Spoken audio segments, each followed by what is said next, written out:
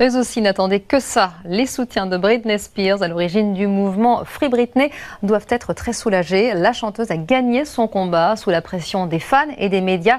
Son père a finalement accepté de céder sa place de tuteur. Cela faisait maintenant 13 ans que la star était placée sous sa tutelle pour cause de troubles psychologiques. Esther Abitbol nous en dit plus.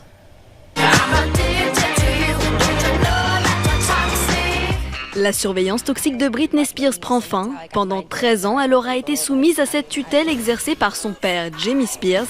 Le 26 juillet dernier, lors d'une audience, la chanteuse américaine avait demandé le transfert de cette tutelle. La star a été privée d'un grand nombre de ses libertés, comme celle de tomber enceinte, une injustice aux yeux de ce fan venu lors d'une manifestation. C'est de la folie. Nous ne savions même pas que ça allait aussi loin. Nous les fans, nous savions que quelque chose était inhabituel, mais là, c'est un niveau supérieur.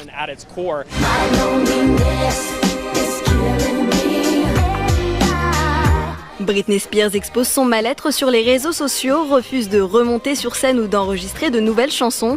Elle avait été placée sous tutelle en 2008 à la suite de troubles psychologiques avec conditions très strictes. Son père, avec qui elle entretient une relation très compliquée, administre sa vie et sa fortune.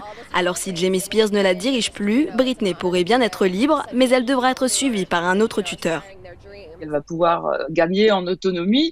Elle a continué de faire des concerts, de faire des albums, de rapporter de l'argent, mais elle ne peut pas l'utiliser. Donc qu'elle puisse retrouver cette liberté et qu'elle également puisse se manifester auprès de ses fans autrement que via son téléphone. C'est une sorte de réponse des temps modernes, enfermée dans sa tour et complètement prisonnière.